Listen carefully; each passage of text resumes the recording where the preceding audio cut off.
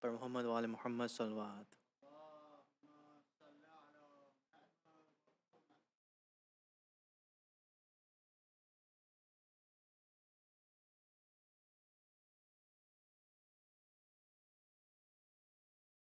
اعوذ باللہ من الشیطان الرجیم. بسم اللہ الرحمن الرحیم. الف لام میم. احسب الناس ان يتركوا ان يقولوا آمنا وهم لا يفتنون. وَلَقَدْ فَتَنَّا الَّذِينَ مِنْ قَبْلِهِمْ فَلَيَعْلَمَنَّ اللَّهُ الَّذِينَ صَدَقُوا وَلَيَعْلَمَنَّ الْكَاذِبِينَ. أَمْ حَسِبَ الَّذِينَ يَعْمَلُونَ السَّيِّئَاتِ أَنْ يَسْبِقُونَا سَاءَ مَا يَحْكُمُونَ. مَنْ كَانَ يَرْجُو لِقَاءَ اللَّهِ فَإِنَّ أَجَلَ اللَّهِ لَآتٍ وَهُوَ السَّمِيعُ الْعَلِيمُ. وَمَنْ جَاهَدَ فَإِنَّمَا يُجَاهِدُ لِنَفْسِهِ إِنَّ اللَّهَ لَغَنِيٌّ عَنِ الْعَالَمِينَ. وَالَّذِينَ آمَنُوا وَعَمِلُوا الصَّالِحَاتِ لَنُكَفِّرَنَّ عَنْهُمْ سَيِّئَاتِهِمْ وَلَنَجْزِيَنَّهُمْ أَحْسَنَ الَّذِي كَانُوا يَعْمَلُونَ. وَوَصَّيْنَا الْإِنسَانَ بِوَالِدَيْهِ حُسْنًا وَإِنْ جَاهَدَاكَ لِتُشْرِكَ بِي مَا لَيْسَ لَكَ بِهِ عِلْمٌ فَلَا تُطِعْهُمَا إِلَيَّ مَرْجِعُكُمْ فَأُنَبِّئُكُمْ بِمَا كُنْتُمْ تَعْمَلُونَ. وَالَّذِينَ آمَنُوا وَعَمِلُوا الصَّالِحَاتِ لَنُدْخِلَنَّهُمْ فِي الصَّالِحِينَ. وَمِنَ النَّاسِ مَنْ يَقُولُ آمَنَّا بِاللَّهِ فَإِذَا أُوذِيَ فِي اللَّهِ جَعَلَ فِتْنَةَ النَّاسِ كَعَذَابِ اللَّهِ وَلَئِنْ جَاءَ نَصْرٌ مِّن رَّبِّكَ لَيَقُولُنَّ إِنَّا كُنَّا مَعَكُمْ أَوَلَيْسَ اللَّهُ بِأَعْلَمَ بِمَا فِي صُدُورِ الْعَالَمِينَ. وَلَيَعْلَمَنَّ اللَّهُ الَّذِينَ آمَنُوا وَلَيَعْلَمَنَّ الْمُنَافِقِينَ. وَقَالَ الَّذِينَ كَفَرُوا لِلَّذِينَ آمَنُوا اتَّبِعُوا سَبِيلَنَا وَلْنَحْمِلْ خَطَايَاكُمْ وَمَا هُمْ بِحَامِلِينَ مِنْ خَطَايَاهُمْ مِنْ شَيْءٍ إِنَّهُمْ لَكَاذِبُونَ. وَلَيَحْمِلُنَّ أَثْقَالَهُمْ وَأَثْقَالًا مَعَ أَثْقَالِهِمْ وَلَيُسْأَلُنَّ يَوْمَ الْقِيَامَةِ عَمَّا كَانُوا يَفْتَرُونَ. وَلَقَدْ أَرْسَلْنَا نُوحًا إِلَىٰ قَوْمِهِ فَلَبِثَ فِيهِمْ أَلْفَ سَنَةٍ إِلَّا 50 عَامًا فَأَخَذَهُمُ الطُّوفَانُ وَهُمْ ظَالِمُونَ. فَأَنْجَيْنَاهُ وَأَصْحَابَ السَّفِينَةِ وَجَعَلْنَاهَا آيَةً لِلْعَالَمِينَ. وَإِبْرَاهِيمَ إِذْ قَالَ لِقَوْمِهِ اعْبُدُوا اللَّهَ وَاتَّقُوهُ ذَلِكُمْ خَيْرٌ لَكُمْ إِن كُنتُمْ تَعْلَمُونَ. صدق اللہ العلی العظیم. صلوات.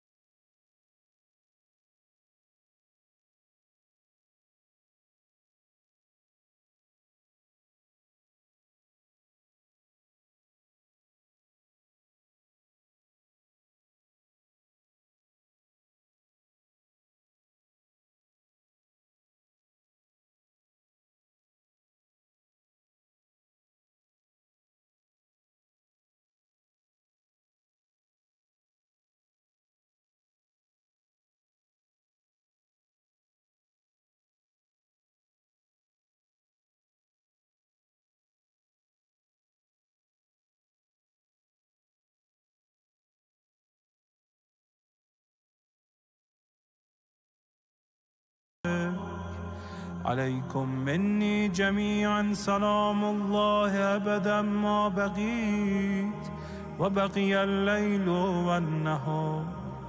يا أبا عبد الله، لقد عظمت الرزية وجلت وعظمت المصيبة بك علينا وعلى جميع أهل الإسلام، وجلت وعظمت مصيبتك في السماوات على جميع أهل السماوات. فلعن الله أمة أسست أساس الظلم والجور عليكم أهل البيت، ولعن الله أمة دفعتكم عن مقامكم وأزالتكم عن مراتبكم التي رتبكم الله فيها، ولعن الله أمة قتلتكم، ولعن الله الممهدين لهم بالتمكين من قتالكم. برئت إلى الله وإليكم منهم ومن أشياعهم وأتباعهم وأوليائهم. يا أبا عبد الله، إني سلم لمن سالمكم وحرب لمن حاربكم إلى يوم القيامة. ولعن الله آل زياد وآل مروان، ولعن الله بني أمية قاطبة، ولعن الله ابن مرجانة، ولعن الله عمر بن سعد، ولعن الله شمرا، ولعن الله أمة أسرجت وألجمت وتنقبت لقتالك. بأبي أنت وأمي لقد عظم مصائبك، فأسأل الله الذي أكرم مقامك وأكرمني بك أن يرزقني طلب ثارك مع إمام منصور من أهل بيت محمد صلى الله عليه وآله. اللهم اجعلني عندك وجيها بالحسين عليه السلام في الدنيا والآخرة. يا أبا عبد الله، إني أتقرب إلى الله وإلى رسوله وإلى أمير المؤمنين وإلى فاطمة وإلى الحسن وإليك بمبالاتك وبالبراءة ممن قاتلك ونصب لك الحرب، وبالبراءة ممن أسس أساس الظلم والجور عليكم.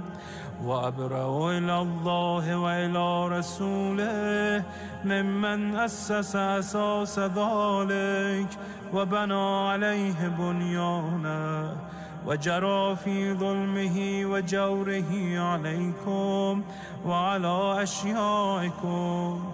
برئت إلى الله وإليكم منهم، وتقرب إلى الله ثم إليكم بمبالاتكم ومبالاة وليكم، وبالبراءة من أعدائكم والناصبين لكم الحرب، وبالبراءة من أشيائهم وأتباعهم.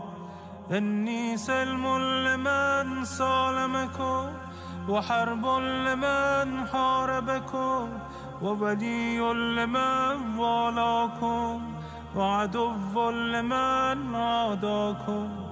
فأسأل الله الذي أكرمني بمعرفتكم ومعرفة أوليائكم ورزقني البراءة من أعدائكم أن يجعلني معكم في الدنيا والآخرة، وأن يثبت لي عندكم قدم صدق في الدنيا والآخرة.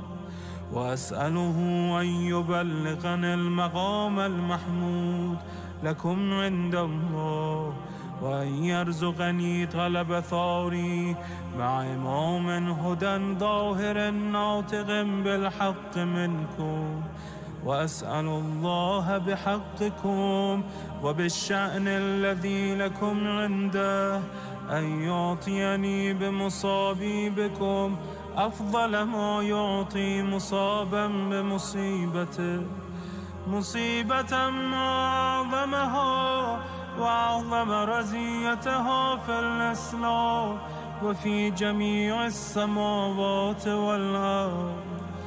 اللهم اجعلني في مقامي هذا ممن تناله منك صلوات ورحمة ومغفرة.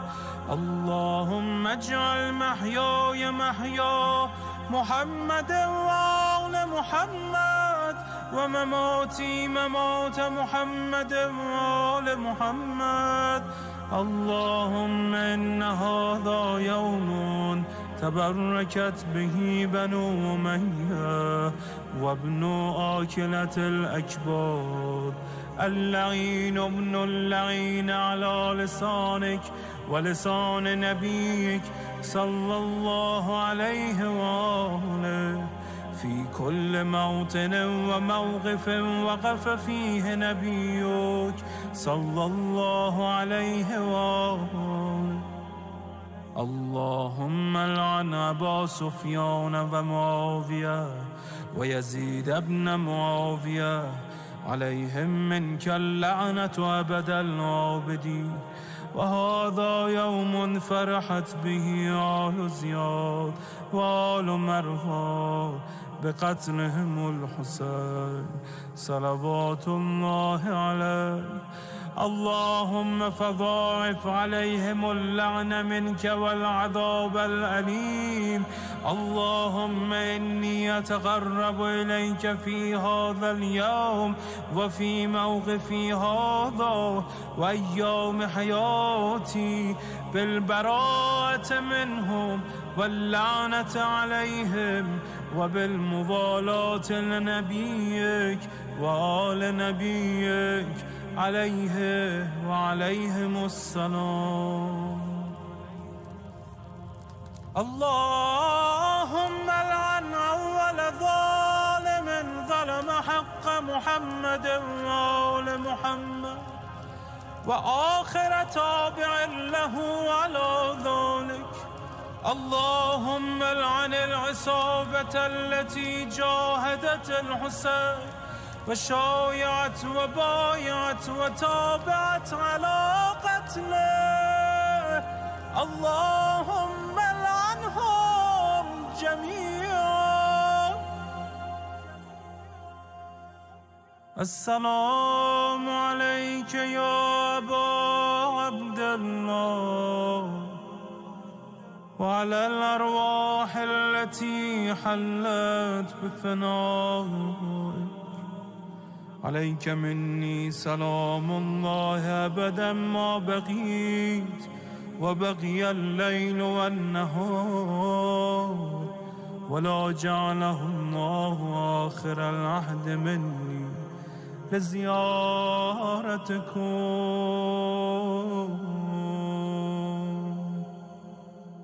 السلام على الحسين وعلى علي بن الحسين وعلى أولاد الحسين وعلى أصحاب الحسين.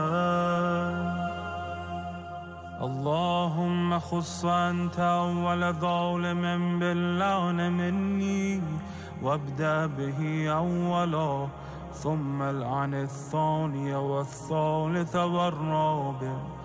اللهم العن يزيد خامسا والعن عبيد الله بن زياد وابن مرجانة وعمر بن سعد وشمرة وآل أبي سفيان وآل زياد وآل مروان إلى يوم القيامة. اللهم لك الحمد حمد الشاكرين لك على مصابهم، الحمد لله على عظيم رزيتي اللهم ارزقني شفاعة الحسين يوم الورود وثبتني قدم صدق عندك مع الحسين وأصحاب الحسين الذين بذلوا مهجهم دون الحسين عليه السلام.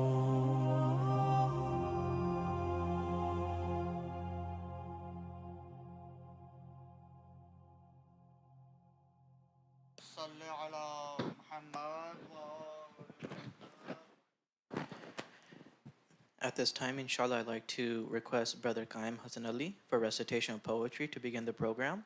With allow salawat ala Muhammad wa ala Muhammad.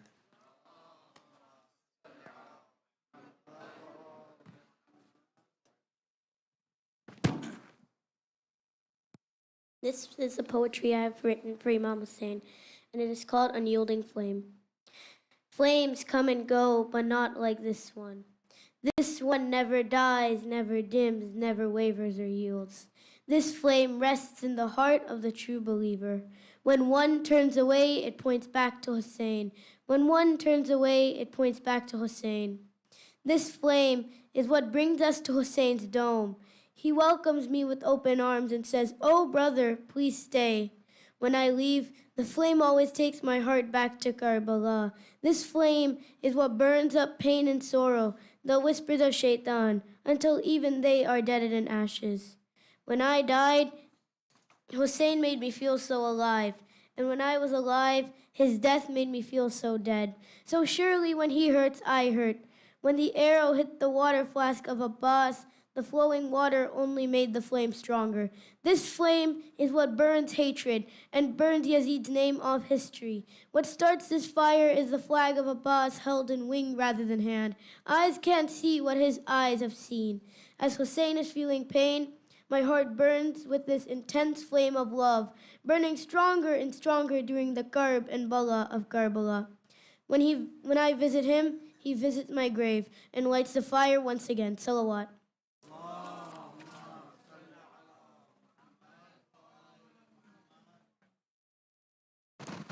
Jazakallah khair, Brother Qaim, for those inspiring words. One more loud salawat for him.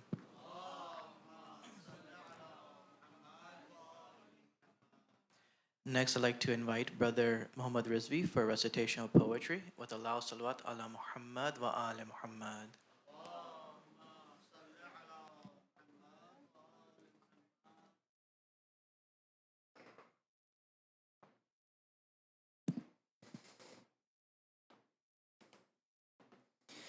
चल पड़ी यसरब से करबल वार से ततहीर है चल पड़ी यसरब से करबल वार से ततहीर है पर्दे में ज़ैनब है फिर भी रो रहा शबीर है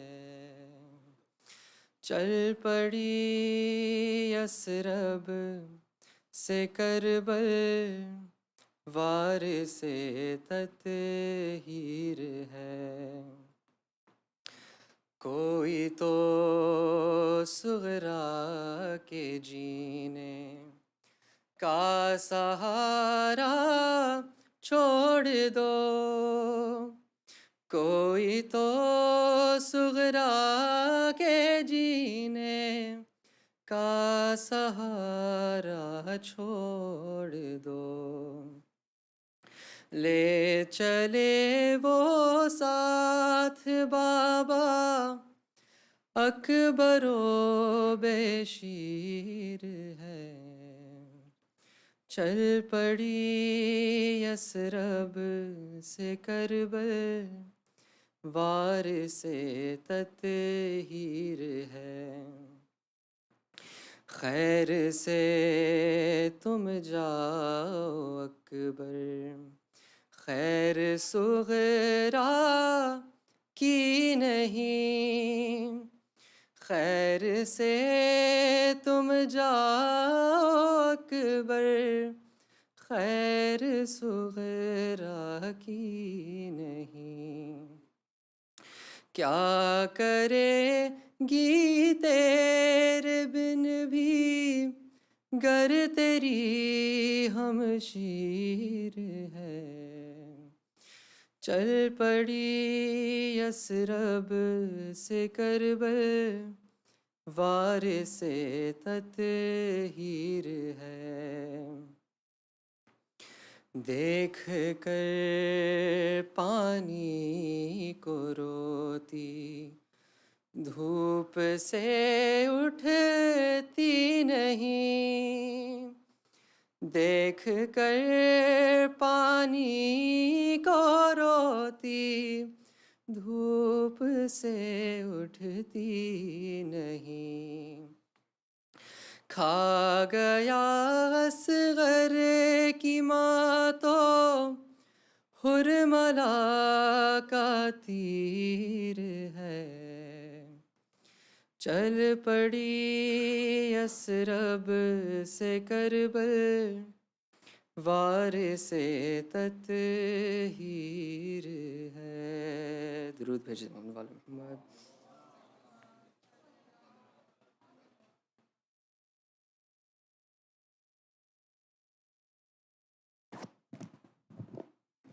Jazakallah khair, Brother Muhammad. One more loud salawat for him, please.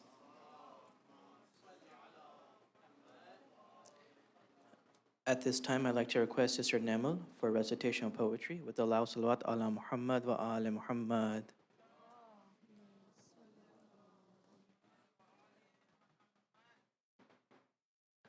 Please recite a salawat ala Muhammad wa ali Muhammad.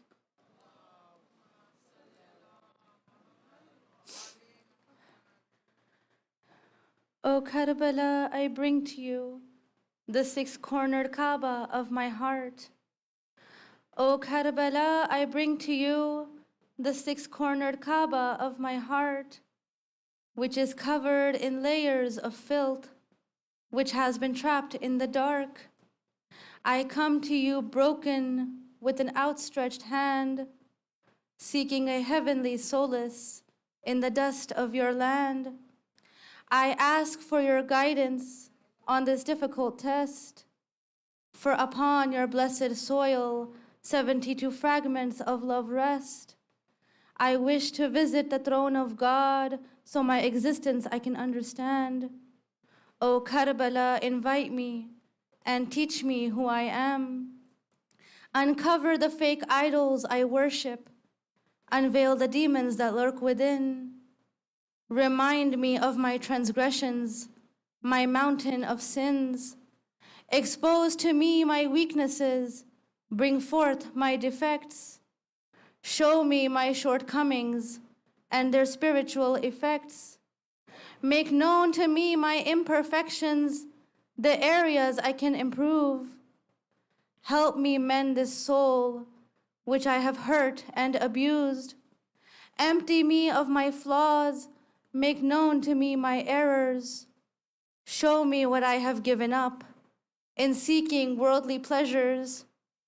Share with me this knowledge from which I run and hide. Tell me of my arrogance, my ego, greed, and pride. Emphasize the crimes I've done with my ears, eyes, and tongue. Bear witness to the reality of the monster I've become. Paint for me the picture that has been painted by my nafs. Vocalize how backbiting, lying, and cheating has left my conscience crushed. Describe to me the path upon which I have embarked, its multitude of repercussions that have left me forever scarred, and pull me out from beneath the rubble and wreckage. Educate me with the values which have eternalized your message. Allow me to extrapolate from your stories some advice. Nurture me with faith, patience, and sacrifice. Loyalty and sincerity, endow me with these gifts. Instill in me awareness of the truth. Instruct me on how to submit. Deliver me from heedlessness, ignorance, and folly. Protect me from the different versions of hypocrisy. Shield me from the currents of deviation and deceit. Cultivate me to blossom into a human being that's complete. Nourish me with sustenance that goes beyond food and drink. Allow me to write for you with my paper and ink. Find me a purpose meaningful and sublime. The ladder of perfection, help this servant climb. Make your inhabitants my heroes, the ones who I revere. Open for me the channels of growth in all spheres, and catch me when I fall into temptation's allure. Of the illnesses that plague me, become the medicine and cure. Through the purity of the blood that flows in your grains, relieve me of the burden of my sorrow and pain. Grant me the resolve the companions had on the final night. Assist me in seeing matters through a lens of clarity and insight. Be the yardstick by which the standard of my life I gauge. Be my inspiration in every moment and stage. Estrange me from that which my progress will prevent. Make me one who is grateful and content. Generosity, empathy, and compassion embolden these traits. Make me worthy to call myself a follower of the Ahlul Bayt. Empower me with the ability to apply what I have learned. Quench this desperate thirst for that which I have yearned. Infatuate me with worship. Bind me to obligation. Call me to yourself, a place that is a refuge and haven. Equip me with courage, strength, and bravery. Stand with me as I stand against oppression and slavery. Help me struggle against my carnal desires. Pull me as I stumble between paradise and the fire. Infiltrate through my being, penetrate my existence. Mold me to be among the soldiers of the resistance. Hold the chalice of servitude so I can drink from the ocean of Tawheed. Demonstrate to me how, my beloved, I can reach. For surely there is an outcome of the pouring of these tears, of listening to your maqtal each and every year. Surely it will change me from the inside and out. Removed will be every single question, uncertainty, or doubt. So be for me the compass, point me in the right direction. Be for me the source of constant introspection. In the garden of my heart, your sacred seed plant. O Karbala, invite me and teach me who I am. Salawat ala Muhammad wa ali Muhammad.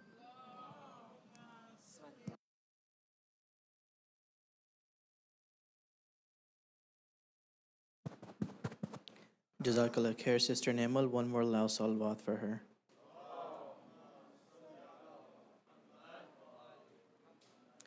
I'd like to next request Brother Salman Hussain for recitation of poetry with a loud salawat ala Muhammad wa ali Muhammad.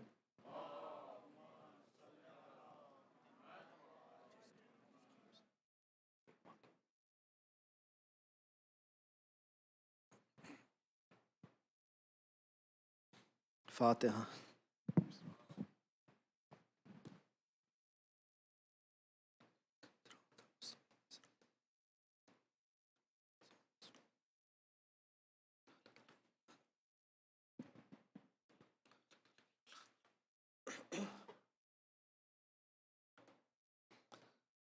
Brother Muhammad wa ali Muhammad, salawat.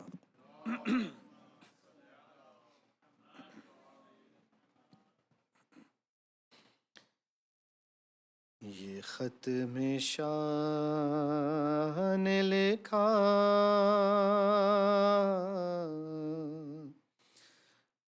حبیب آ جاؤ، یہ خط میں شاہ نے لکھا، حبیب آ جاؤ، تمہارا دوست ہے تنہا، ارے تمہارا دوست ہے تنہا، حبیب آ جاؤ، یہ خط میں شاہ نے لکھا، حبیب آ جاؤ، شہید شہید کیسے ہوا وہ بتاؤ گے آ کر، ارے تم حال مسلم بے کس سناؤ گے آ کر، رقیہ تکتی ہے رستہ، رقیہ تکتی ہے رستہ، حبیب آ جاؤ، یہ خط میں شاہ نے لکھا،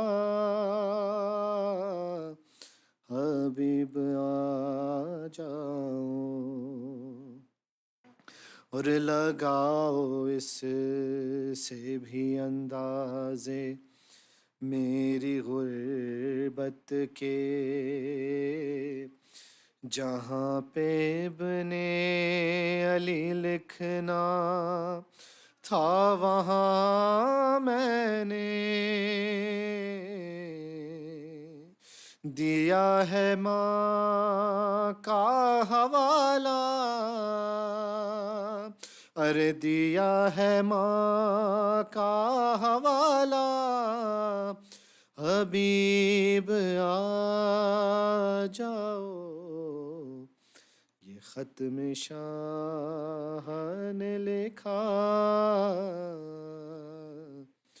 حبیب آ جاؤ،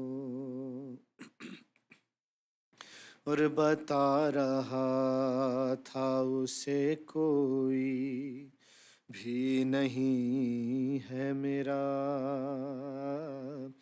تو بولی ثانی زہرا حبیب آئے گا، ہے اس کو تم پہ بھروسہ، ہے اس کو تم پہ بھروسہ، حبیب آ جاؤ، یہ خط میں شاہ نے لکھا، حبیب آ جاؤ، اور وہ جب یہ سنتی ہے کوفے سے آ رہے ہیں شقی، تو پوچھتی ہے ہمارا بھی آئے گا کوئی، دعائیں دیں گی سکینہ، دعائیں دیں گی سکینہ، حبیب آ جاؤ، یہ خط میں شاہ نے لکھا، حبیب آ جاؤ، گوارا کر نہیں سکتی حسین کی غیرت، تمہاری زوجہ کی چادر کو لوٹ لے امت، تم اس کو چھوڑ کے کوفہ हबीब आ जाओ, ये खत में शाह ने लिखा, हबीब आ जाओ। और दरे बतूल दोबारा जलाया जाएगा, तुम्हारे दोस्त पे खंजर चलाया जाएगा। नहीं है वक्त ज़्यादा, हबीब आ जाओ, ये खत में शाह ने लिखा, हबीब आ जाओ। बर मोहम्मद व आले मोहम्मद सल्लल्लाहु।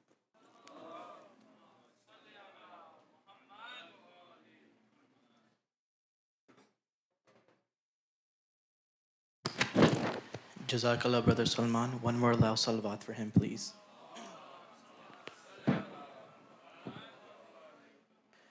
Respected Sheikh, elders, brothers and sisters of faith, Assalamu alaikum.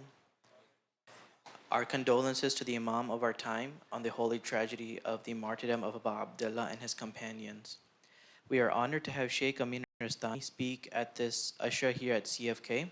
Jazakallah Sheikh for accepting our invitation. The community looks forward to listening to and learning from your speeches. Before I request the Sheikh to begin, just a few reminders. Like previous years, the program for this year's Ashura Majlis is scheduled to begin at 6:55 with the recitation of Holy Quran and Ziyarat Ashura, speech by Sheikh Amin Rastani, and will end with Salat Maghriban and to-go niyaz. We will also be having two private majalises during this Ashura, the first being in Urdu, hosted by Brother Sultan Rizvi and family, here at CFK at 7:30 in the morning, speech by Maulana Mudassir Muswi Shah. The second is a Farsi majalis with Sheikh Amin Rastani that will begin immediately after Salatul Maghriban.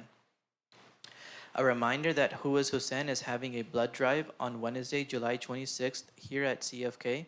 Please make sure to pre-register. Momineen are encouraged to participate. There are only a few days left to register. The link to register is present on our WhatsApp and email announcements. For the remaining of these 10 days of mourning, Al-Ain has set up a small corner in the ladies' side to give hope and healing to orphan children for a better tomorrow. During the month of Muharram, a lot of children were left orphaned in the plains of Karbala. Please stop by the table to help these children with the tools they need to heal, grow, and unlock their potential. The Zahra Trust will be setting up on the men's side tonight and will be raising funds by selling books and t-shirts. Brothers are encouraged to visit. A reminder for sponsorship and registration that here at CFK we aim to serve the community while being responsible with your donations, as it is your contributions that enable us to bring to you these great speakers and keep our doors open. We thank you for doing your part in helping us to achieve this objective by pre-registering using the links present on our WhatsApp and email announcements. We also do not do any fundraising between programs. Sponsorship slots are available online and updated every week at cfkdfw.org. We also request that you contribute as much as you can and become a part of the Azadari for Abu Abdullah al-Hussein. Alhamdulillah, we are blessed with the tawfiq of attending these majalises and with the attention to accommodate all attendees. We request that all brothers and sisters to come forward and fill in the empty slots around us so that we accommodate as many mu'mineen as we can, without disturbing the Sheikh and our attendees during the speech. We also request that attendees work with our parking volunteers and carpool if possible to get the most use out of limited parking spots. A reminder for everyone's safety and security, please do not park on the fire lanes. We would also like to remind our parents about our dedicated mother's room. This room has a live feed and has been set up to accommodate the kids with their mothers to get accustomed to sitting and listening to the program in a lighter, less restrictive setting. With this, we hope to bring ease to our programs, attendings, and mothers for these upcoming nights. As always, our event details are posted on our webpage and our WhatsApp group. On our website, you can sign up for our newsletter, find the QR code to join our WhatsApp group, and donate and sponsor these holy nights. For opportunities to help behind the scenes, or if you have any questions, please speak to myself, Brother Zunair, or any of the volunteers.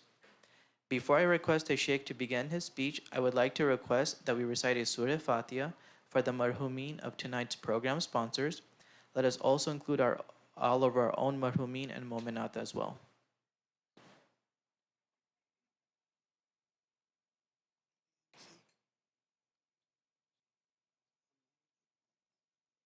Sheikh Amin.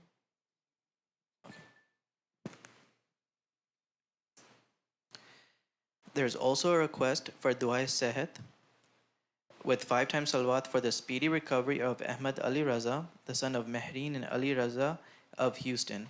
We ask Allah subhanahu wa ta'ala to grant strength and quick recovery for the sake of in the name of the Ahlul Bayt, inshallah. Before the Sheikh begins, I will request him to recite Mujib for the brother 5 times. At this time, I would like to request Sheikh Amin to ascend the member to begin his speech for tonight, and request all brothers and sisters to please move as close to the member as possible, as there will be a lot of people coming in later on this evening, and to please fill up the empty spots with Allahu Salawat ala Muhammad wa ali Muhammad.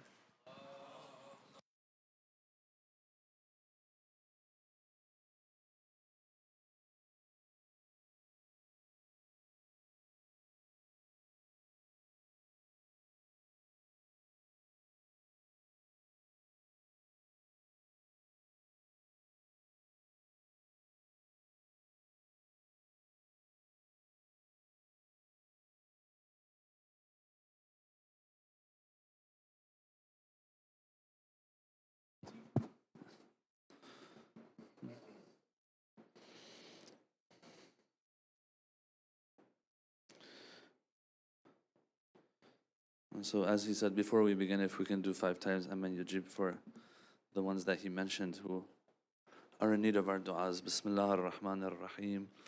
أما يجيب المضطر إذا دعاه ويكشف السوء أما يجيب المضطر إذا دعاه ويكشف السوء أما يجيب المضطر إذا دعاه ويكشف السوء أما يجيب المضطر إذا دعاه ويكشف السوء أما يجيب المضطر إذا دعاه ويكشف السوء. صلوات.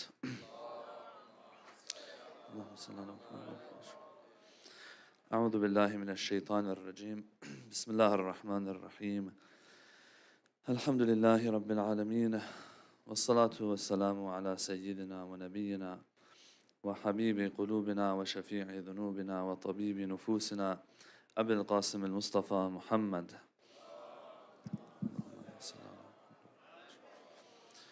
وعلى أهل بيته الطيبين الطاهرين، واللعن الدائم على أعدائهم أجمعين. صلى الله عليك يا أبا عبد الله. Tonight, inshallah, I want to connect the talk that we have to a little bit to what we talked about last night. Last night we talked about how one of those things that shaitan targets is the relationship of the mu'mineen amongst themselves. And what brings us all together and gives us a real connection and a real bond is the wilaya that we have within us.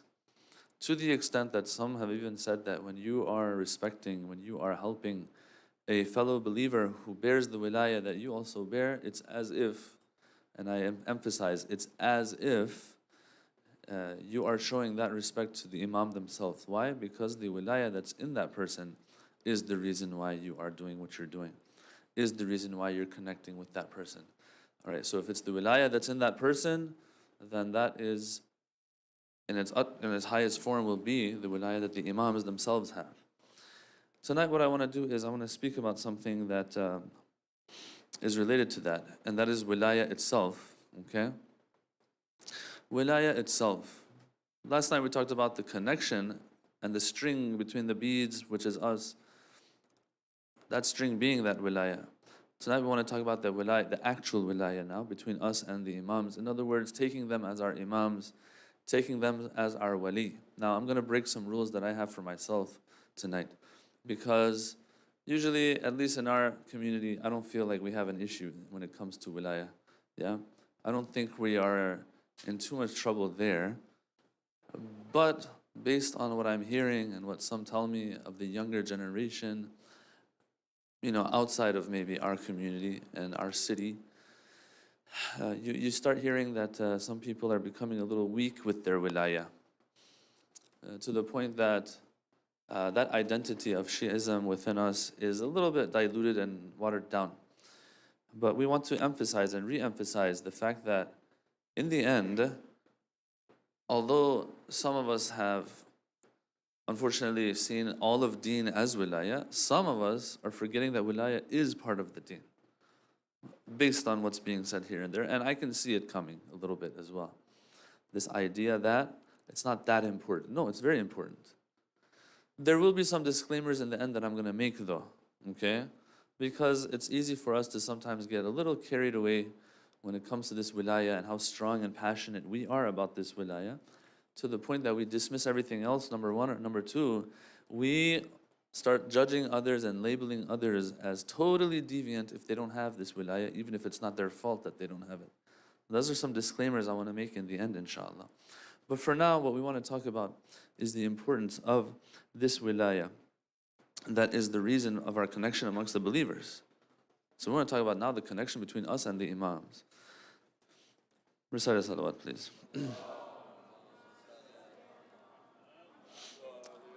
The Quran says, Ya ayyuha alladhina amanu ittaqullaha wa kunu ma'as sadiqin. O you who believe, be wary of Allah subhanahu wa ta'ala and be with the sadiqeen, the truthful ones. And obviously, and I think we have hadith for this as well, the greatest example for the truthful ones are who? The ones who are truthful in their promise to Allah, truthful in the mission Allah has given them, truthful in their bandagi and ubudiyya, is the ma'sumin alayhimus salam. So without a doubt, it is very important. We have that famous hadith. And because we have younger people here, I'm going to talk about it, although the older ones already know these things. Yeah, it becomes sometimes a little challenging, when you're lecturing to such a wide range and spectrum of brothers and sisters coming from all these different backgrounds and ages that we have. You don't want to say things that some have heard, but at the same time, the next generation, when are they going to hear these things? So those who are a little knowledgeable, a little older, yes, bear with me if I sometimes say or speak of things that we already know. So the importance of this imamah, one hadith I'll share with you, the famous hadith of Silsilatul Dhahab. The hadith known as Silsilatul Dhahab, or the golden chain hadith. What does that mean? It means that the chain of narrators of this hadith is a golden one because they're all ma'soom. Because in the famous story of Imam al-Rida, when he was forced to leave Medina for Khurasan, hundreds if not thousands of kilometers away from Medina, when he is on that journey, when he reaches close to Khurasan in a place called Nishapur, if I'm not mistaken, over there the people ask him a question. They say, please give us a hadith. Everyone takes out their pens and papers. This is the son or the grandson of Rasulullah. He's going through our city. What better opportunity than this to hear a hadith from him, and we all write it down. So people take out their pens and paper and everything.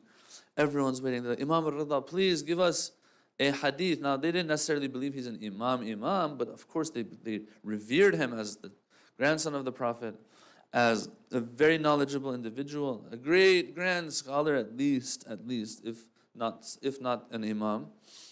So the imam, he says a hadith here, something that everyone's heard, but then he adds something in the end to make sure that the people understand there's more to Tawheed than they would think. And so what does he say? He says that I heard my father say.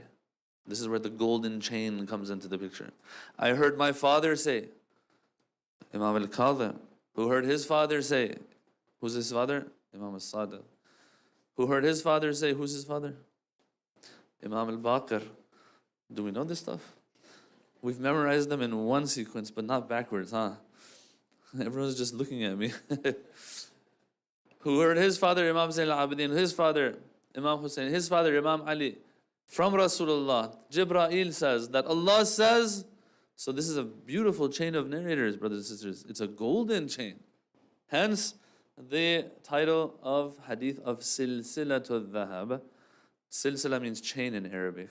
Dhahab means gold. Sisters, remember that word? Dhahab means gold in Arabic. Dhahaba means went. Dhahab means gold, okay? So don't confuse the two. Don't go to your husband and say, Dhahaba. He'll say, why should I get out of here? Say, Dhahab. Urid dhahab. I want dhahab, gold. All right. So, he gives the chain of narrators, then he says that Allah said, Kalimatu la ilaha illallah hisni. That the word of la ilaha illallah. And of course, word here means what? Something you utter? No, it's a belief. The belief of la ilaha illallah is my hisn. Hisn means fortress, impenetrable fortress. فَمَنْ دَخَلَ حِسْنِي أَمِنَ مِنْ عَذَابِي. Anyone who enters this fortress, they will be safe from my punishment. Okay, so wonderful. There is a way to be immune from the punishment of Allah, and that is to believe in la ilaha illallah. But guess what? There are conditions to this. La ilaha illallah. This la ilaha illallah, if its conditions are not fulfilled, then that tawheed is not there, apparently. And that's why when he finishes the hadith, and everyone's writing it down, it says Imam al-Rida poked his head out of the camel, the camel's, the thing that he was riding on the camel, whatever they call it, that little carriage that he was in. And he said, there's conditions to this though, by the way. بِشَرْطِهَا وَشُرُوطِهَا. And one of those conditions is me. وَأَنَا مِن شُرُوطِهَا. I am one of those conditions. In other words, this tawheed, if it's going to have its desired effect, which is to put us in that impenetrable, safe fortress of Allah that will protect us from any punishment of Allah, one of the conditions, which is kind of scary because this is not the only condition, it's one of the conditions. I'm thinking one of the other conditions is that you live up to, or that we live up to what this belief entails of acknowledging that He's the Lord, so I have to listen to Him and I have to obey Him. So a person can't just say, I believe in La ilaha illallah, but I'm going to do whatever I want. This La ilaha illallah might not help them. They might take some benefit from it, but if they want to maximize on the benefits of La ilaha illallah, then they have to be obedient servants as well. Anyway, he says one of those conditions is me.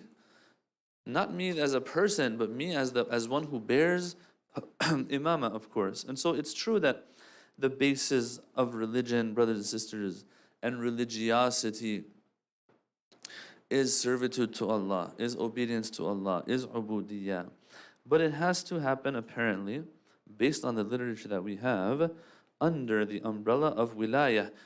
And this wilaya, of course, begins with Allah, but it's passed on to the Holy Prophet sallallahu alaihi wasallam, and then on to the Ahlul Bayt alayhi salam.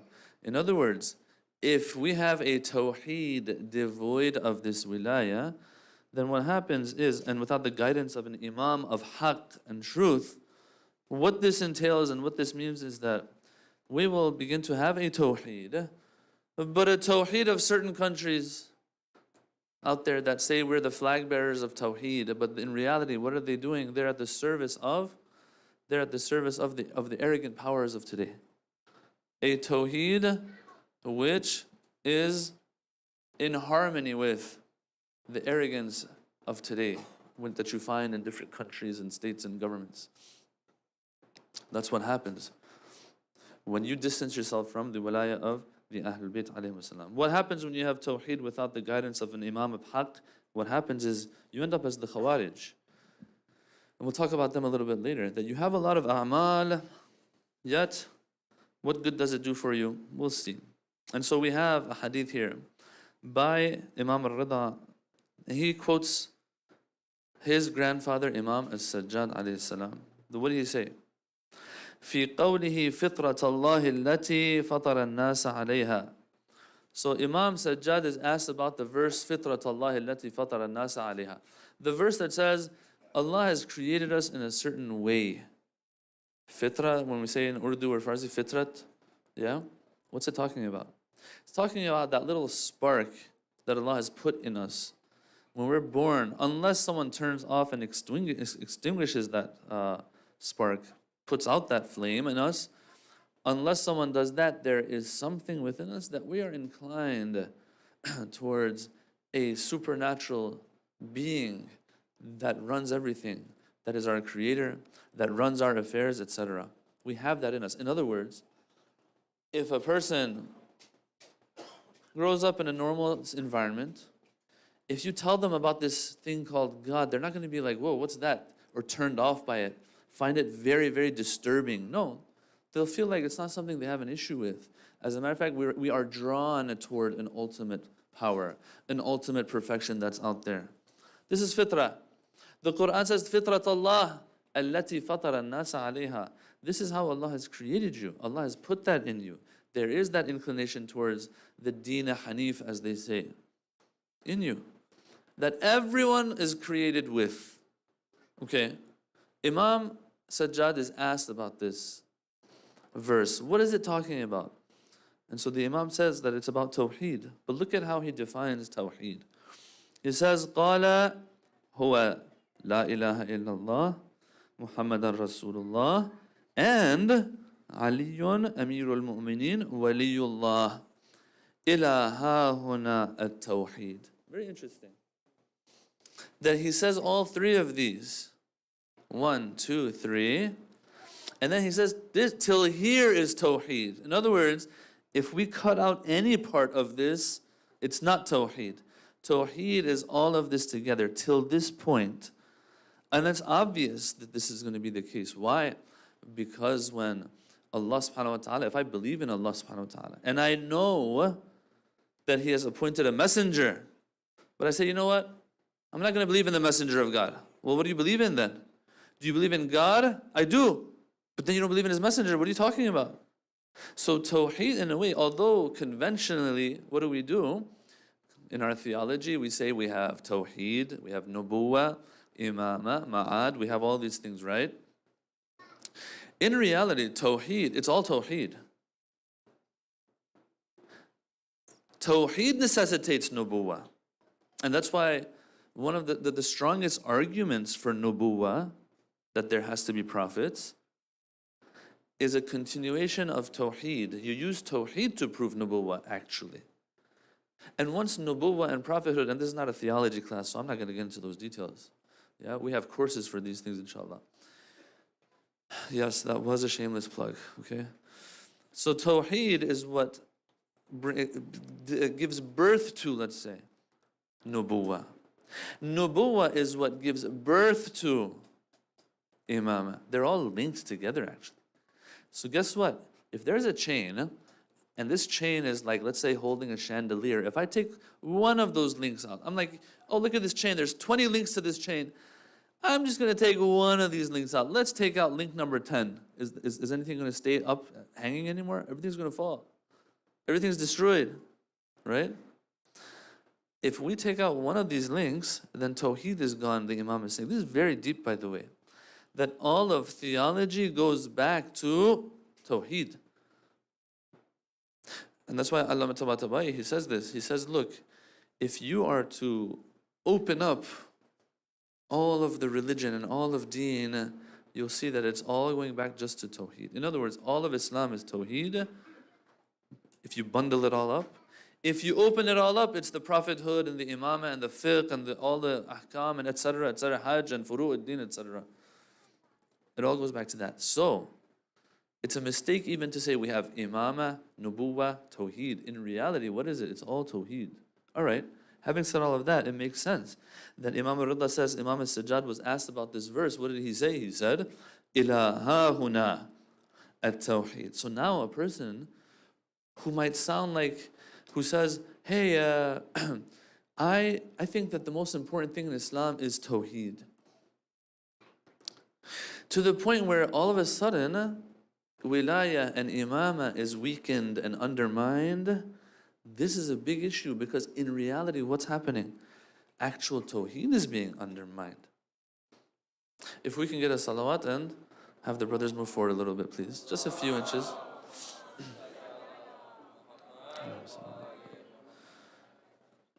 As I said yesterday, you don't get too close to me though, okay? This is my spot. All right. I'm going to keep using that joke till you guys don't laugh anymore. Then we move on to the next one. All right. Why is this tenet so important? This la ilaha illallah that ends up with imamah that goes back to wilaya. Why is it so important? Some of these scholars have explained it in this way. And I think it's a nice way to explain it. They say, look, wilaya is like a compass that gives direction to things. What good is a ship without a compass? If you want to use a contemporary example, what good is a car when you're driving it and want to go somewhere if you don't have Google Maps on your phone? Okay? What good is it? There is no good in it. You won't get to your destination. Now, back then, guys, you guys who were born 2000 onwards, back in our day, we didn't have Google Maps. What we did was we would go and look at a map before going to wherever we wanted to go. And if we were really nerdy and we didn't want to get lost, we would write off of that map. We would write directions on a paper or something. If we were, had a good memory, we would try to memorize the directions. And usually it would take some time trying to find where you go. You know what I'm saying? Nowadays, it takes you right into, like, I want to go to Brother Muhammad's living room. It takes you right to the living room. It puts a red dot on it and says, this is where you go. Okay? Back then it was like this, though. Anyway, what good is it if I don't have Google Maps? What good is a ship without a compass, without having direction? Well, what happens is, the faster your ship and the more technologically advanced your ship is, the more lost you're going to actually get.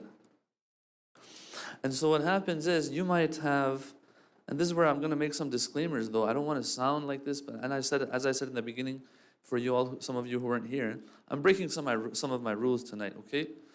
I don't usually speak like this, but we have no choice.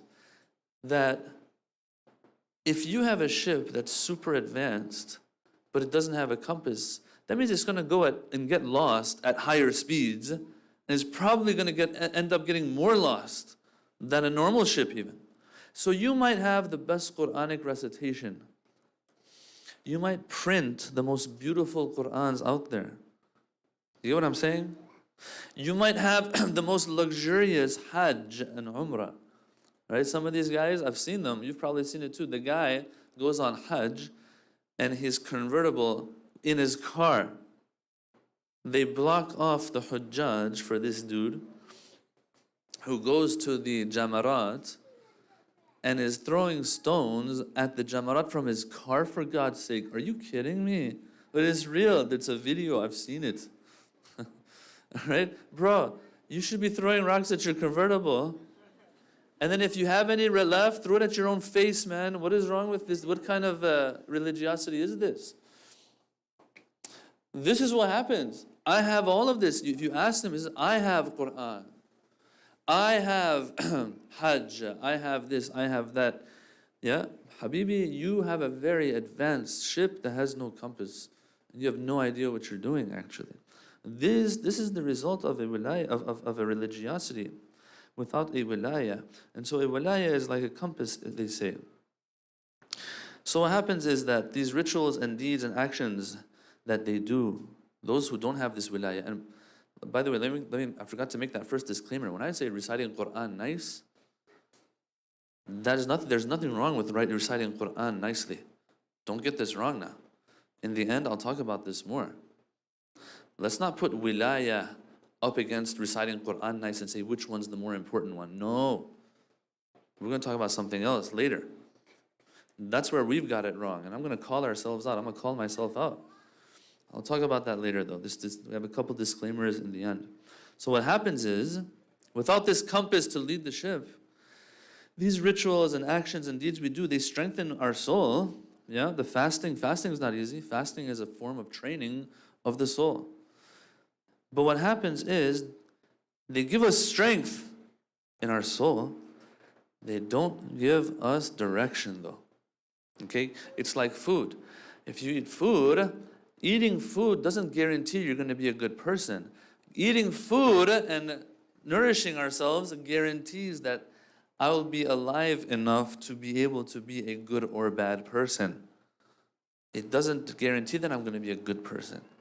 Nourishing myself, nourishing my body, means that I will survive to be a good or bad person. Nourishing the body doesn't mean now I am a good person. And so all of these deeds, all of these rituals that a person is going to be doing, but without wilaya, without that compass, is actually, it's going to be scary. Do you know why? Because this person is going to get stronger and stronger in their resolve.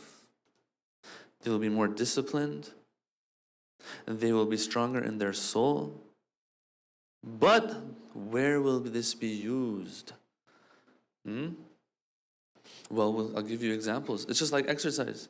You get stronger and stronger, but you use it for the wrong reasons. When we were kids growing up, there were the movies of martial arts and stuff that we would watch. They were all fake, by the way.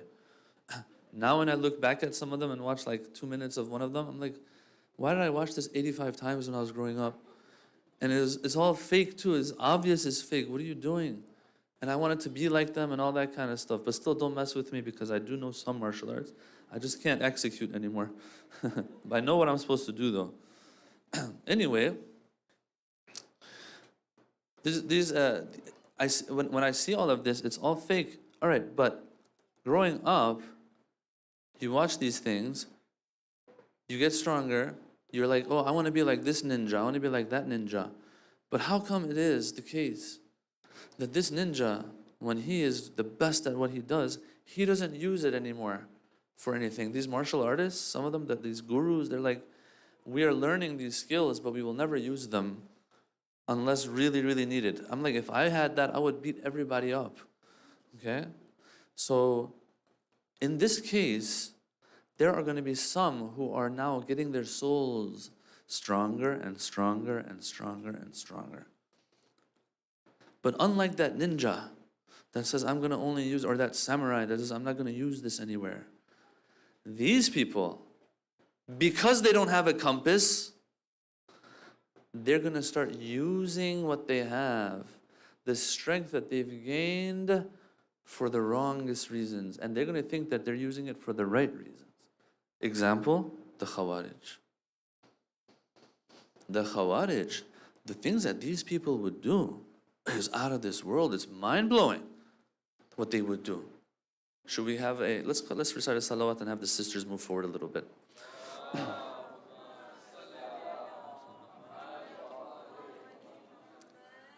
I mean, while we're at it, you guys can, not the first row, but the rest of you can also move forward a little bit more, inshallah. Recite another salawat.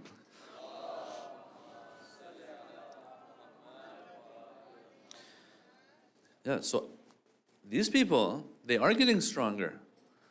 They are getting stronger to the point that, but because there's no direction, they're getting stronger towards who? Towards shaitan. Look, let's talk about the Khawarij a little bit. Their a'mal are out of this world. The amount of prostration they do, the amount of Quran they recite, the prayers they do, the nights of worship that they put behind them, etc., etc. And really, man, sometimes when you read these things, you're envious of these individuals. Like, I wish I had a little bit of that, and that devotion and dedication that they had. I wish I had it. But the problem is there's no compass there. When there's no compass, what happens is the soul becomes strong enough to quote unquote carry out what God wants, but it's not what God wants. What happens? Well, it reaches a point where these Khawarij, they identify the lovers of Amirul Mu'mineen alayhi salam, the lovers of Ali ibn Abi Talib alayhi salam, the Shia of Ali alayhi salam. And I hate to say this, but they will kill a pregnant woman, slash her belly open, pull out the fetus and behead the baby in front of the mother while the mother's dying. You have to have a strong soul to do that, or else your hands will shake when the time. We can't even kill a chicken, for God's sake. We can't even behead a chicken without our hands shaking, unless like that's something that we do all the time or we've gotten used to it. But if it's your first or second time, we're talking about a human being. We're talking about a woman who is pregnant, and you can do something like that? Yeah. The nicer and more chic the boat or ship that you have is, and the faster it moves and the stronger it is, without a compass, yeah, where's it going to end up? Christopher Columbus taught us. End up in America. You end up way out somewhere else where you weren't supposed to go, and when you get there, you're like, we're here. We will call this land India, and you all are Indians. No, they're Native Americans. This is the wilaya that we're talking about. This is how dangerous things can start getting when we don't have that. And so this is where the verse of the Quran makes a lot of sense that we have in the Quran. It says, يَوْمَ نَدْعُو كُلَّ أُنَاسٍ بِإِمَامِهِمْ. I feel like this verse is not discussed that much. You know, we discussed the verses that talk about Imam Ali giving his ring in prayer, etc., etc. You know, the Shia verses. Because, you know, there are Shia verses in this Quran that's not a Shia Quran. There are verses that we all know, and then there are verses that we have no clue about sometimes. Usually we're more familiar with those verses that have something to do with our Shi'ism. And it's not our fault necessarily. We are a minority. And when you are a minority, you will push hard to defend and to secure your identity. It makes perfect sense. And so you will look at things with a certain lens, usually all the time. And that's where the scholars have to step in and take a step and tell everyone to take a step back and remind all of us that we're all Muslim at the end of the day. Okay? And we have to have a good grasp of the Holy Quran in its entirety. Yeah? Anyway, we have one of these verses. This one should be a Shia verse. For some reason, it's not discussed that much in Shia circles. يَوْمَ نَدْعُو كُلَّ أُنَاسٍ بِإِمَامِهِمْ. On the day that we will call everyone by their imam, on the day of judgment. What's going on? This verse is saying imam, yeah? But it's still not seen as a Shia verse in that sense. Something to talk about, yeah? It's not seen as a Shia one. We should at least accept it as a convert verse. Like it used to be non-Shia, but now it's a Shia verse. But we haven't gotten there yet even. But this is part of, we discussed this verse in one of the courses that we have. Another shameless plug tonight. We talk about this in detail. There's a lot of good stuff in this verse. But here, what I want to say is this. The verse says, we will call every people by their imam. Brothers and sisters, if wilaya and imam wasn't that important, you know what the Quran would say? It would say, on that day, we will call everyone by their names. Hey, you come forward, you come forward, you come forward. But it doesn't say that. It says, we will call you by your imam. In other words, we can identify the direction you were headed and whether you made it to your destination through who your imam was. As a matter of fact, let me say this. This is pretty cool. It just came across my mind right now, so hopefully it's not wrong. Okay?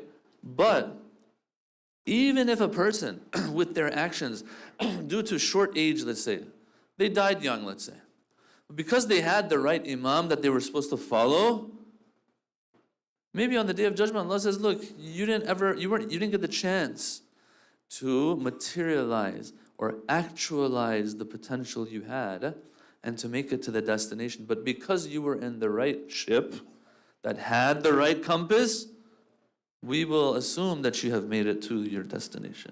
Wow, that is the power of imama and wilaya. All right, so now I want to give you an example to illustrate what I mean by all of this, just so that we can, take this point home really, or knock this point home, or whatever they say, that without wilaya, the a'mal just won't help too much. I'll share this story with you, or this example with you. Let's say Muawiyah has an army, okay? In this army, he is making sure through his army, because he can't do it on his own, right? Through this army of his, he is able to get whatever he wants done, okay? This army is made up of different types of people. And so, in this army, you will have some people who are very abid and zahid. They're in the army of Muawiyah, by the way. But they're very abid and zahid. You tell me now, in the day, Muawiyah is getting his work done through these people. At night, these people are standing in worship. Is this worship of any good and of any value at all? So, what gives identity to what I do? Yes, it is what I do and the essence of what I do, the salat, the fasting, etc. But at the same time, if it's not connected to the right compass, this was not a hadith I just gave you, it's just an example, but it's common sense. You and I understand completely that this worship itself has no value anymore. Why? Because the imam that's supposed to give it identity is an imam of batil. And so these actions that we do, all of a sudden, we find out that, without imam, without wilaya, this salat is not salat. Yeah, or we have that Farsi line that says, namaz bi wilaya ou, namazist bi wuzu.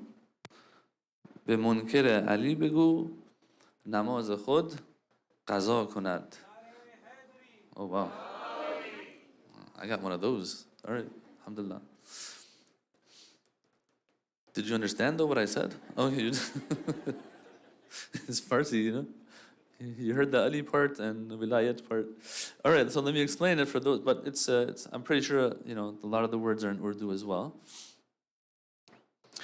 That salat without the wilaya of Ali ibn Abi Talib is not a salat. Tell the one who denies the wilaya of Amir al-Mu'mineen, tell them to redo their salat, to make the qaza of their salat.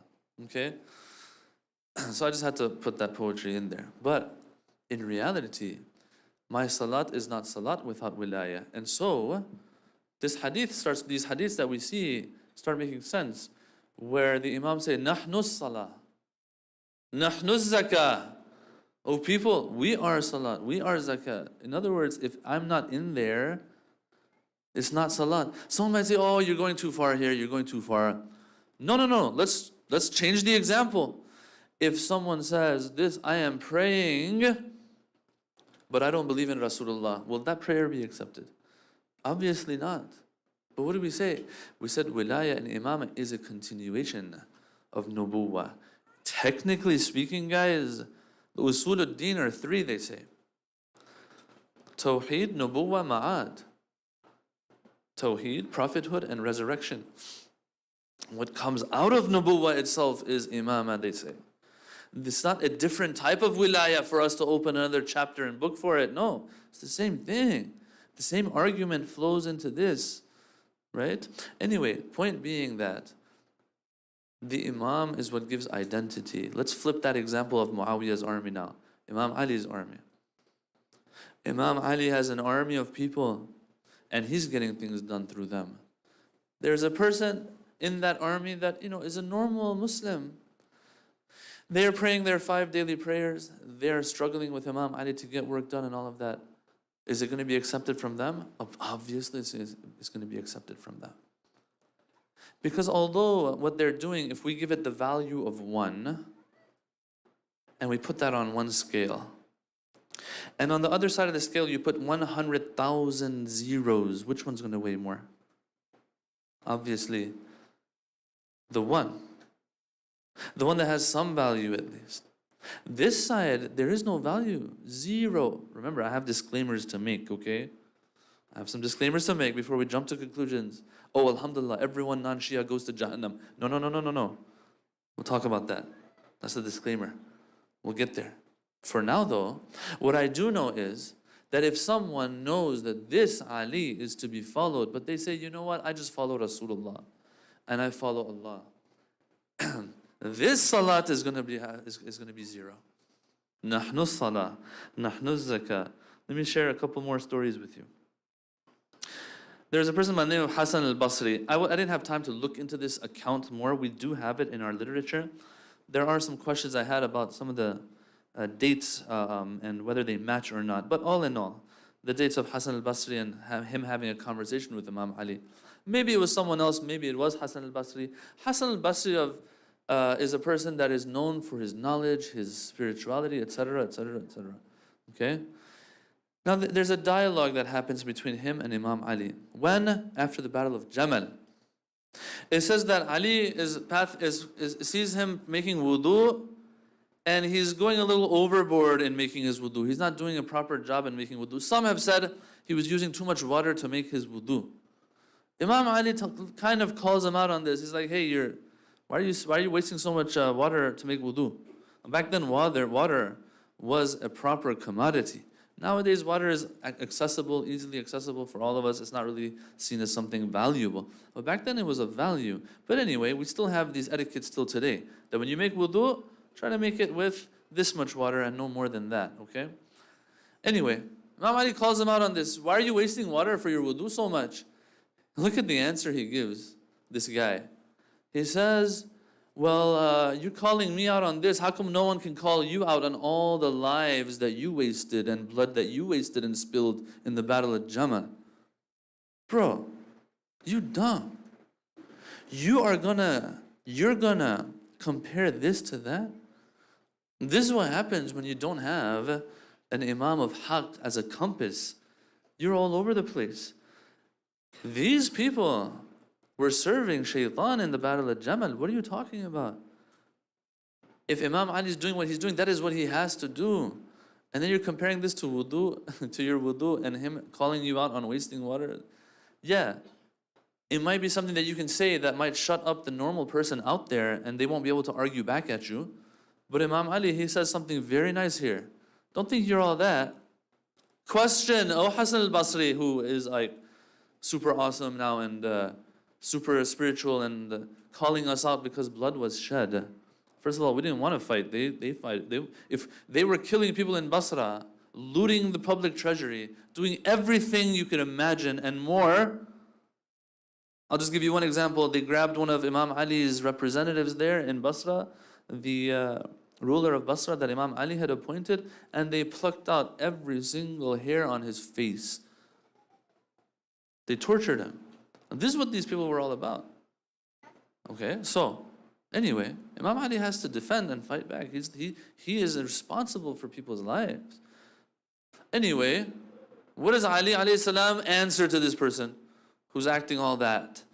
He says, oh, okay, so if you're saying what I did was wrong, why didn't you join the ranks of those who were fighting us in Jamal? Why didn't you join the opposition? That's a very good point, actually. And you would think that this person would shut his mouth at this point, but he doesn't. And he says, well, I was gonna actually join their ranks. Bruh, are you serious? The Khalifa of your time, and you're talking to him right now, and Imam Ali is not someone to mess with, by the way. Okay? One of your grandfathers, or I don't know, someone in your family might have been killed by him 25, 35, 45 years ago during the Prophet's time. We don't know. This man is not someone to mess with. Okay? But of course, Ali is a forbearing individual. So what does Ali say back to him now? He says, I was trying to join their ranks. And it's interesting. I don't want to get into too many details. He says, I was trying to join their ranks.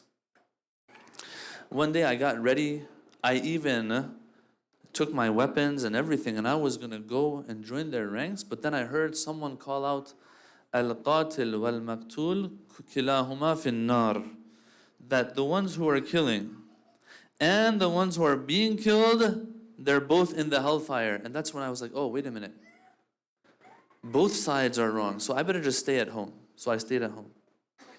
But then the next day I thought, I was like, no, man, Ali is in the wrong. I got to go fight alongside my boys in Jamal versus Imam Ali. And so I got up again to leave. Once again, I heard a caller call out that inna irja, go back. فَإِنَّ الْقَاتِلُ وَالْمَقْتُولُ فِي النَّارِ. They're both in the fire. The ones who are being killed and the ones who are killing. Qatil and Maqtul. So, if you were the one arguing with this individual, what would your answer to this be? Well, let's see what Ali says in this account. Ali turns around and tells him, yeah, what that person was telling you, or that call or disclosure or vision that you had, was saying that the one killing and the ones who are being killed are both in hellfire. He said, that's right. That was right, actually. Both the ones who were our opposition, who were killing us, are in the hellfire, and the ones of them who were killed are in the hellfire. Wow. This is Amirul Bayan, Ali ibn Abi Talib alayhi salatu wassalam.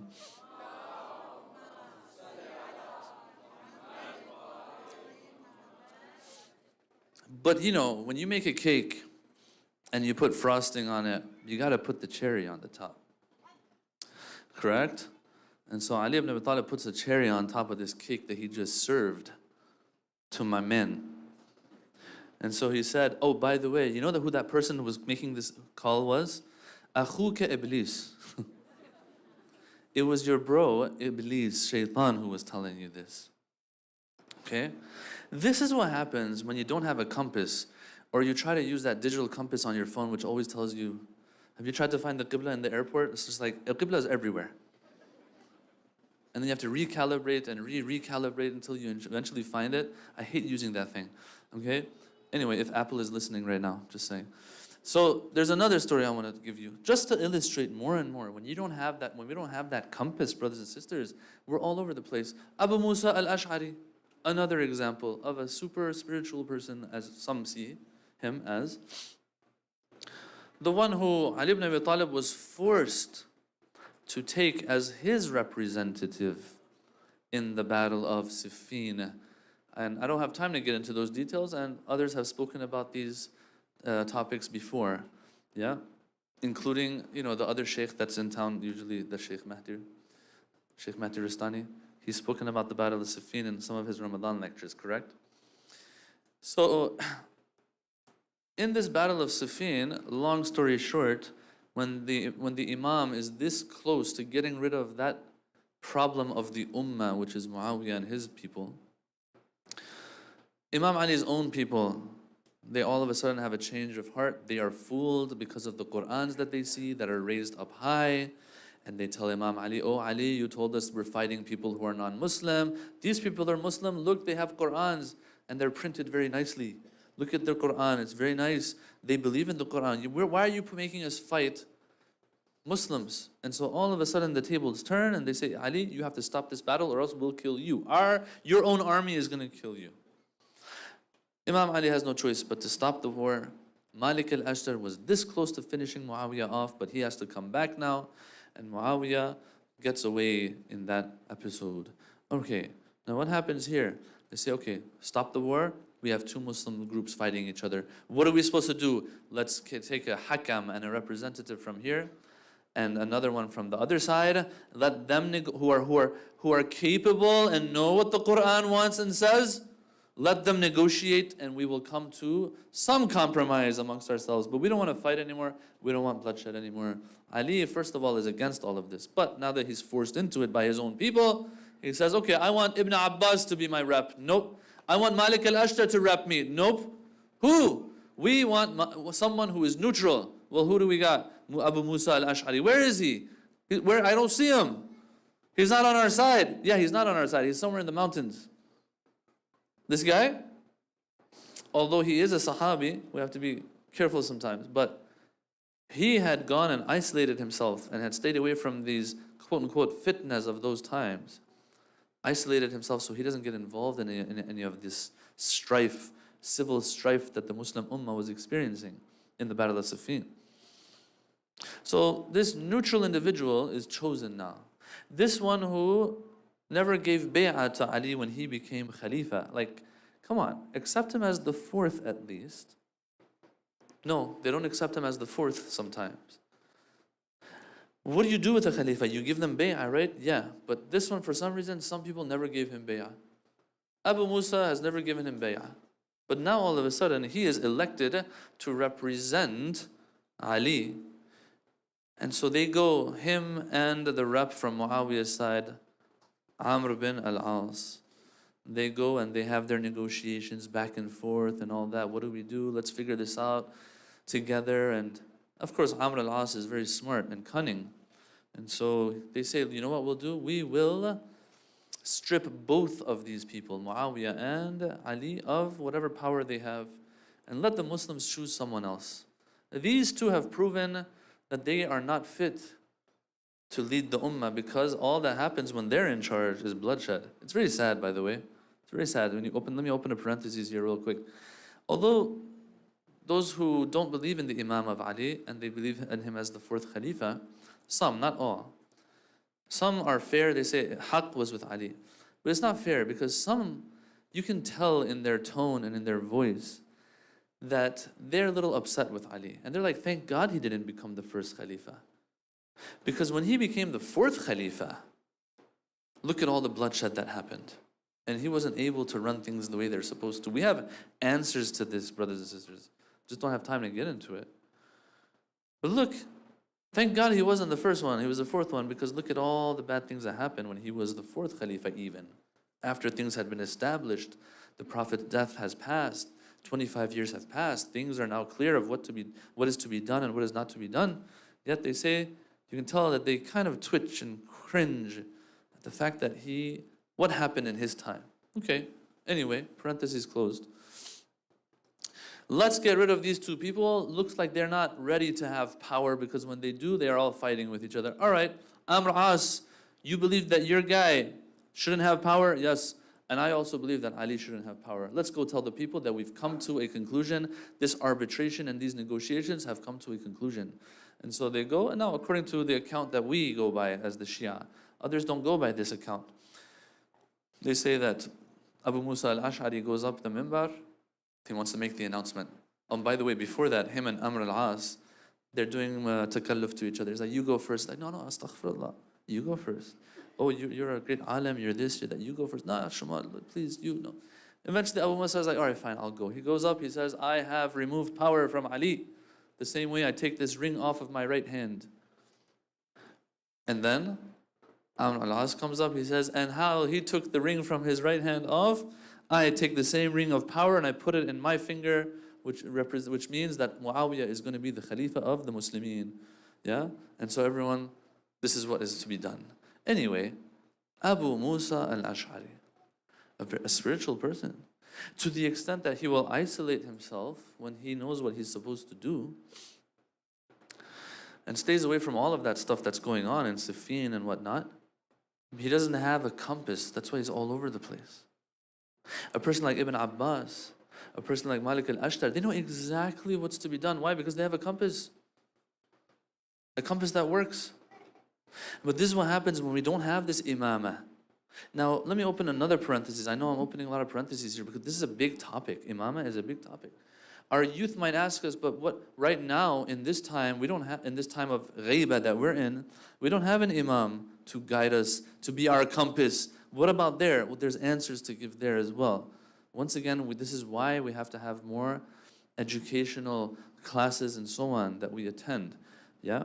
So that we learn these details. There's a lot of nice answers from the Quran, from intellectual arguments that we have. We can talk about it some other time, okay? But for now, we're talking about pre-ghaiba times even. This is what happens when you don't have that compass, brothers and sisters. Just look at and compare the likes of Abu Musa or this Hassan al-Basri, if this account is accurate. Compare them to the likes of Malik al-Ashtar, Ibn Abbas, Ammar bin Yasir. Beautiful, beautiful. And so if they say, oh, the Shia don't like the Sahaba, no, we love the Sahaba if they are the ones that we feel check all the boxes. All right, so now let's make our way to the disclaimers that I was saying, brothers and sisters, before we end. Disclaimer number 1. So far, what did we get out of everything we said? What we got was, if there is wilaya, and then everything else is accepted.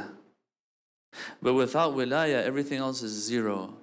Someone might conclude from what we said so far that means even if someone doesn't have the wilaya of the imams, then they're going straight to hell, even if it wasn't their fault. Brothers and sisters, we're living in times of ghaiba. Let's understand this.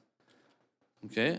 We're living in times of ghaiba. No one has knowledge of the unseen. No one's infallible.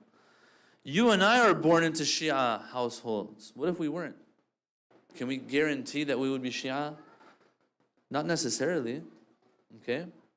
We don't know. Yes, if there's a person out there who doesn't have the wilaya of the imams, and it's their fault they don't have it. Or this guy was like playing their video games one day, and then all of a sudden in the middle of his video games, he's like, wait a minute. How is it possible that the Prophet didn't leave someone after him? How is it that, I've heard that some people said Ali was the one appointed. There must be some literature out there. I need to take a look at this. But let me just finish this video game first. and the next one, and the next one, all the way till this person never gets a chance. It's their fault then. It's their shortcoming. We're saying assuming, and I feel that there's a lot of examples for this assumption that I'm making. Assuming that a person, really the truth didn't reach them, or it reached them but not in a way that is convincing enough because of whatever else that they're seeing happening out there. We can't just jump to the conclusion and take God's place and judge and say this person's going to Jahannam now because they don't have wilaya of the Imams, or none of their actions are accepted. No, we can't say that because we have literature ourselves that says the opposite of that. You can't be like, hey God, relax. For today, I'm going to do your work for you. You sit back and let me be the judge. And it's not too hard because I'm just going to say everyone goes to Jahannam. For some reason, and it's not just us, every faith out there, every denomination out there you find, you will have people in it who believe that everyone else is going to go to hell. Thank God they're not God. Thank God they're not God. And Allah is the judge. Yes, if someone falls short deliberately, gets lazy, doesn't look into things the way they're supposed to, or knows the truth and doesn't embrace it, that's a different story for sure. And that's what we're talking about here. In other words, we're not having this talk right now so that after this we go and start on Twitter and start saying that everyone that's not like us is going to Jahannam, because that's what's happening right now. Unfortunately, all of the ones who have a basic knowledge of things, you'll find, or let me change the wording there. The ones who are so quick to make sure everyone goes to Jahannam are the ones who are usually not that educated, it seems. You know why? Because if you go in their profile and you look at the other things they said, it's not very smart stuff they're saying. You can tell they're not educated properly, Islamically at least. But this is what's happening out there. What we're talking about today is not so this comes out of it. What we're talking about today is, what we're trying to get at today is that wilaya is of the utmost importance. So, O Shia, and O younger Shia now, who might be struggling with certain challenges and questions when it comes to your faith, you better put the work in instead of just relying on jazbat and emotions. Those will take us only so far, but the work has to be put in. The times of ghaiba require more work by us. That's the first disclaimer that I want to make. Second disclaimer that I want to make. Forget about everyone else. Let's talk about ourselves. Let's look at ourselves as Shia. Everything we talked about, wilaya this, wilaya that, namaz bi wilaya u, and then the nare that came after it. All of these things we talked about is not to get to this point where we say, all right, wilaya is everything. A'mal and actions and deeds is not important anymore. This is the thing I said in the beginning, where I said, let's not put wilaya versus amal versus Quran versus this versus that and say which one's more important. No, there shaitan's going to be laughing. He's going to be rolling on the floor at us. Why? We're supposed to put salat and fasting and Quran plus wilaya and compare it with what? Namaz, roza, and Quran without wilaya. That's what we're supposed to do. We're not talking about these things to say, oh, see, wilaya is more important than a'mal and Quran. Or for some people to say, oh, see, there were some people who had the rituals, but they still were the ones who were involved in Ashura and killing Imam Hussein and our other Imams. That's not what we're after. Some people, they might jump to this conclusion that this isn't important, that's important. This, you can have it, but still kill Imam Hussein. No, no, no, no. The Imams are saying have the amal and the wilaya together. So it's not wilaya versus amal and action. What is it? It's action plus wilaya versus action devoid of and without wilaya. I'll end with this hadith. They came to Imam al-Sadiq and said, Imam Sadiq, is it true? People are saying that you said have our love, have our wilaya, this stuff, and then do whatever you want. Is it true? He said, no. I was taken out of context, if you want to use today's wording. What did you say then? He said, I said, have our wilaya, then do whatever you want to do of good deeds because it'll be accepted now. Look at what some of the people did of that time. Until today, you'll find this notion out there The Imam is like frightened at this notion of amal plus no amal but wilaya. He says, I didn't say that. They cut off the rest of my hadith. I said, I didn't say do whatever you want, sin, don't sin, whatever, everything's set, you're set. I said, now that you have that soil tilled and ready, plant seeds. Now that everything will be accepted from you because you have you've checked those boxes, you have fulfilled the conditions for your a'mal to be accepted. Now go and do whatever you want of good deeds because it'll be accepted. This is the second disclaimer, brothers and sisters. So, wilaya is of the utmost importance. If yesterday we talked about the wilaya that brings us together, and it is the real ingredient in all of that, this is what it's all about. It is that compass by which we make sure we make it to the destination, without which we will not make it to the destination. Some people have it, some people don't. Those who don't, if it's not their fault, Allah will probably excuse them on the Day of Judgment. But for me and you, now that we know what this is all about, we better make the most effort to protect and preserve this and not lose this wilaya of Ahlul Bayt alayhim salam, inshallah. Recite salawat ala Muhammad wa alihi.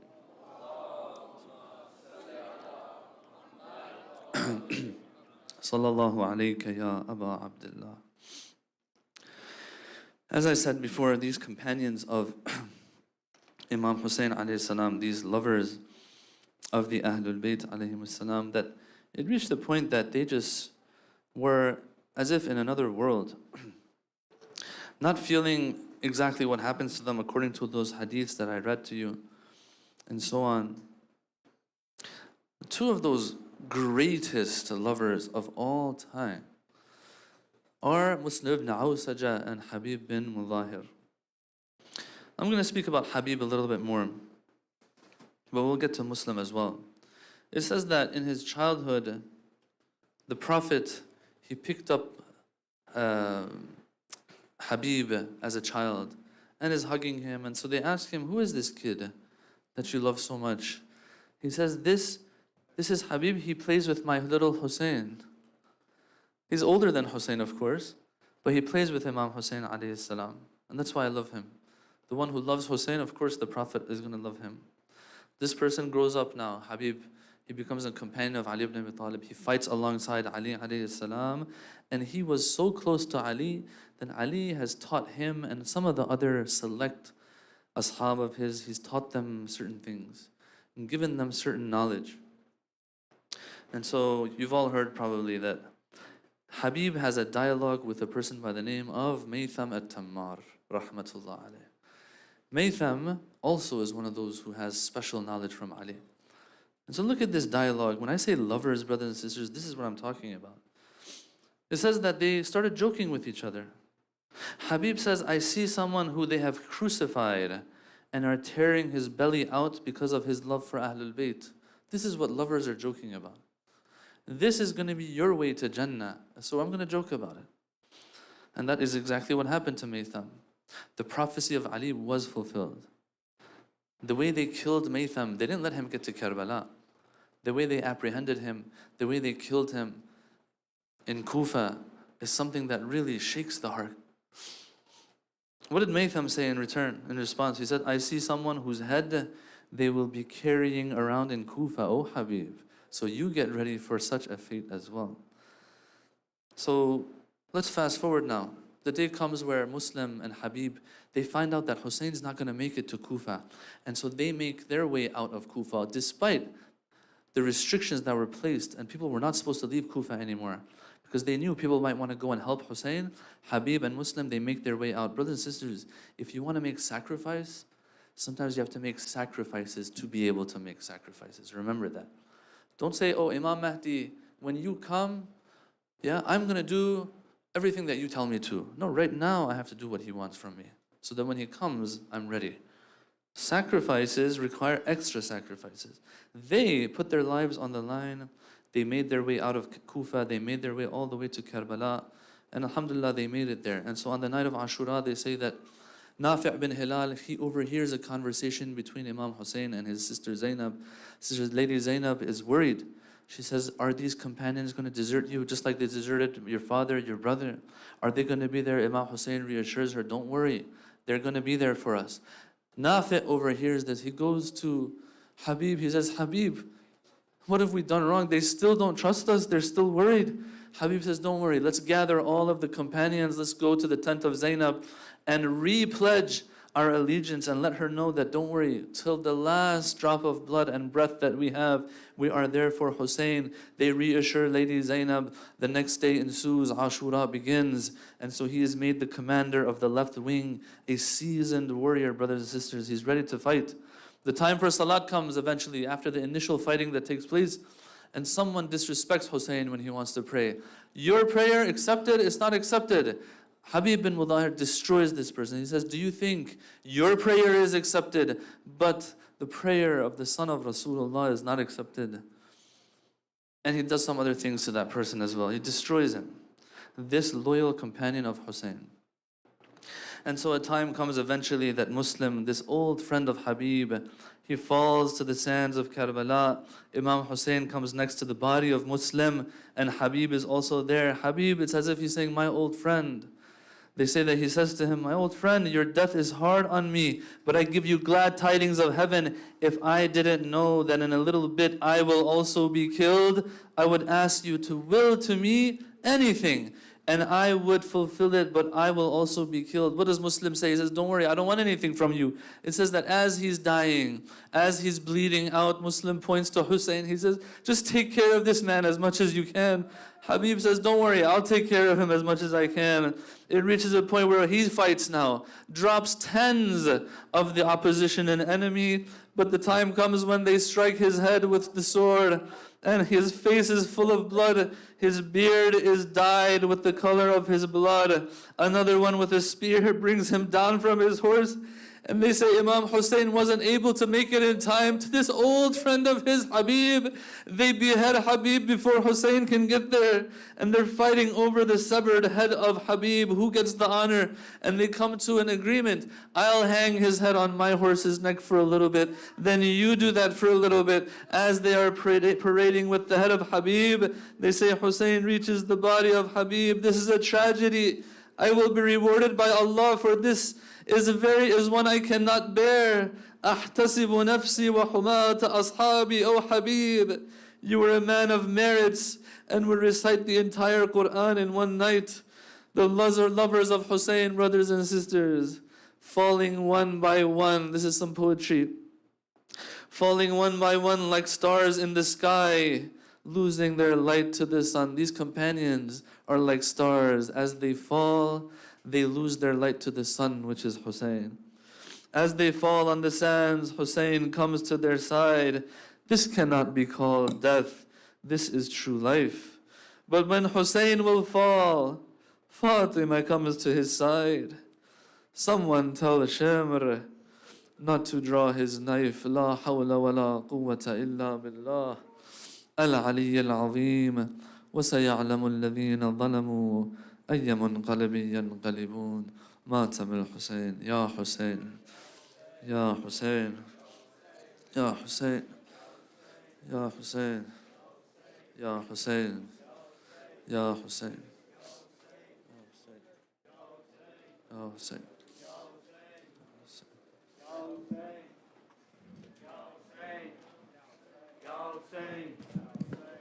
Hussein, Ya Hussein, Ya Hussein, Ya Hussein, Ya Hussein, Ya Hussein,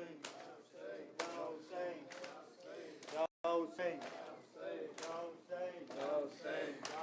ये खत में शाह ने लिखा हबीब आ जाओ. ये खत में शाह ने लिखा हबीब आ जाओ. ये खत में शाह ने लिखा हबीब आ जाओ.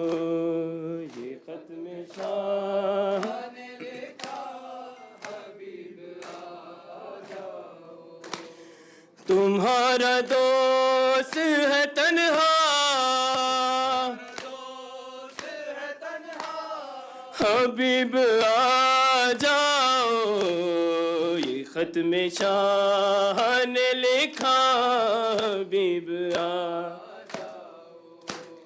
یہ خط میں شاہ نے لکھا حبیب شہید کیسے ہوا وہ بتاؤ گے آ کر تم حال مسلم بے کس سناؤ گے آ کر رقیہ تکتی ہے رستہ حبیب آ جاؤ یہ خط میں شاہ نے لکھا حبیب آ یہ خط میں شاہ نے لکھا حبیب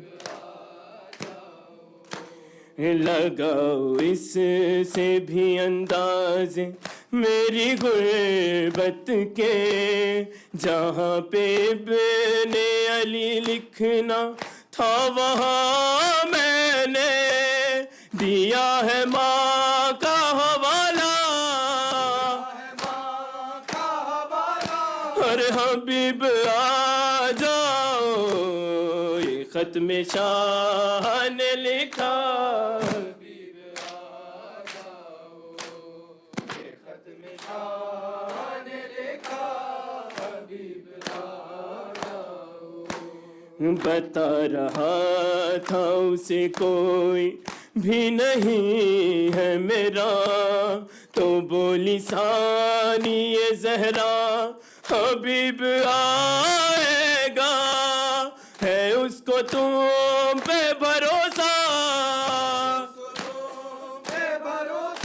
ارے حبیب آ جاؤ یہ خط میں شاہ نے لکھا حبیب آ جاؤ یہ خط میں شاہ نے لکھا حبیب آ جاؤ گو جب یہ سنتی ہے کوفے سے آ رہے ہیں شکی تو پوچھتی ہے ہمارا بھی آئے گا کوئی دعائیں دے گی سکینہ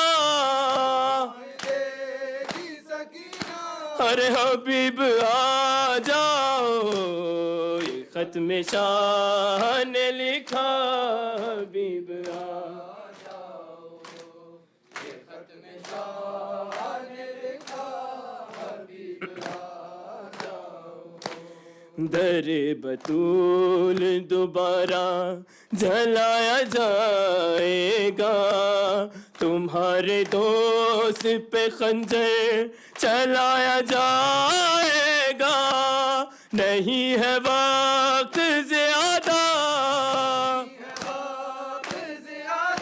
ہائے حبیب آ جاؤ یہ خط میں شاہ نے لکھا حبیب آ جاؤ یہ خط میں شاہ نے لکھا حبیب آ جاؤ چمکتے چاند کی ہم کو بھی دید ہو جائے تم آؤ تو میرے بچوں میں عید ہو جائے بہت اداس ہے کنبہ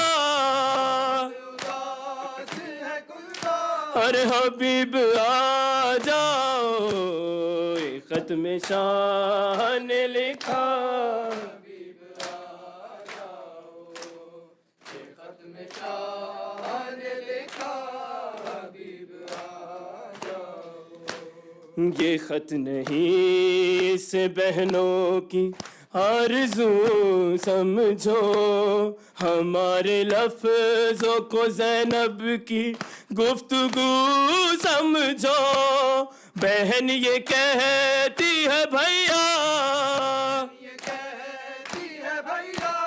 حبیب آ جاؤ یہ خط میں شاہ نے لکھا حبیب آ جاؤ یہ خط میں شاہ نے لکھا حبیب آ جاؤ کربلا میں مکے میں کعبہ میری جبیں کا میرے دل کا کعبہ کربلا میں مکے میں کعبہ میری جبیں کا میرے دل کا کعبہ کربلا میں مکے میں کعبہ میری جبیں کا میرے دل کا کعبہ کربلا میں مکے میں کعبہ کا میرے دل کا کعبہ کربلا میں اے آب زمزم کے پینے والوں اے آب زمزم کے پینے والوں کوئی ہے پیاسا کربلا میں مکے میں کعبہ میری جبیں کا میرے دل کا کعبہ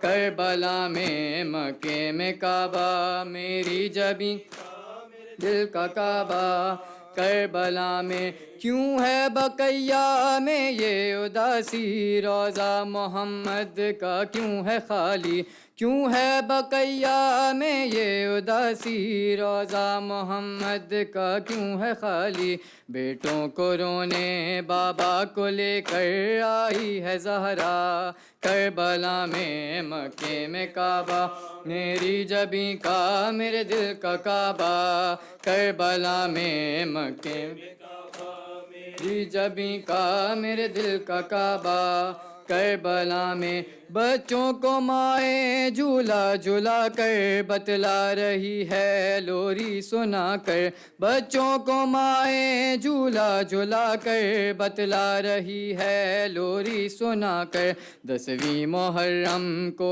جل گیا تھا ننھا سا جھولا کربلا میں مکے میں کعبہ میری جبیں کا میرے دل کا کعبہ کربلا میں مکے میں کعبہ کا میرے دل کا کعبہ کربلا میں جب میں مدینے سے کربلا کی جانب چلا تو آواز آئی جب میں مدینے سے کربلا کی جانب چلا تو آواز آئی پانی پلانا کیونکہ ہے پیاسا میرا نواسا کربلا میں مکے میں کعبہ میری جبیں کا میرے دل کا کعبہ کربلا میں مکے میں کعبہ میری جبیں کا میرے دل کا کعبہ کربلا میں شاید یہاں ہو شاید وہاں ہو آؤں کدھر میں بابا کہاں ہو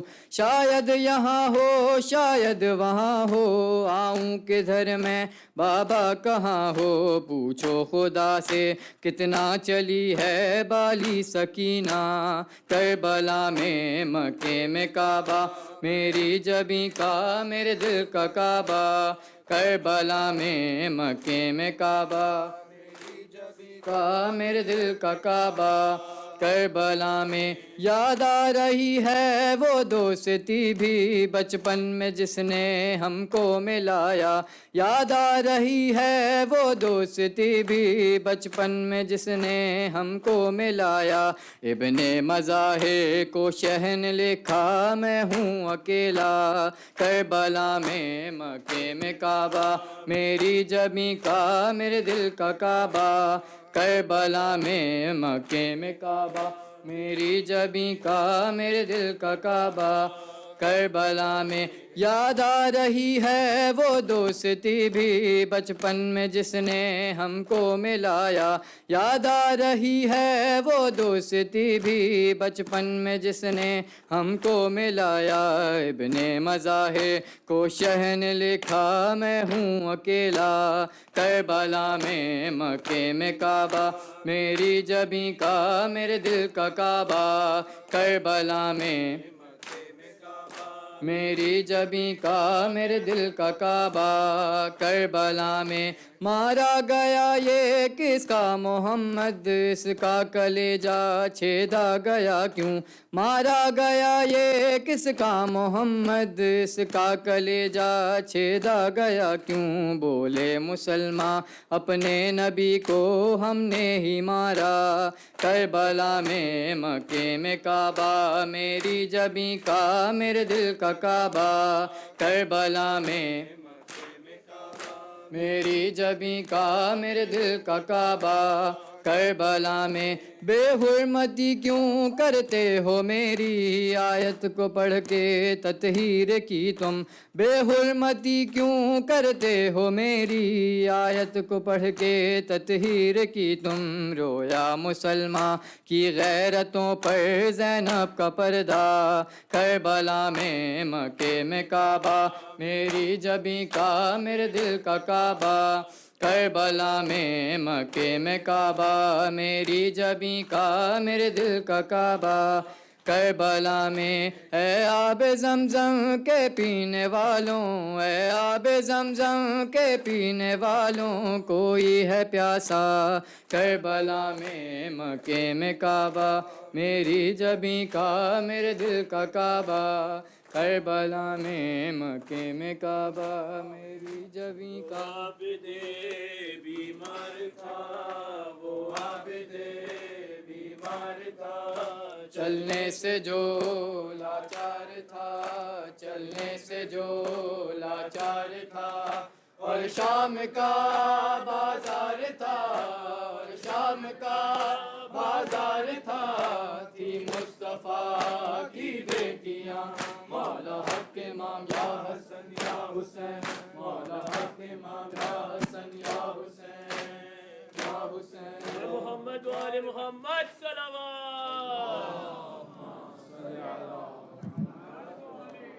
You did good on your notes. Let's By the way, I don't even know. Why am I see. A51, say 52? Nah, I'm just sorry.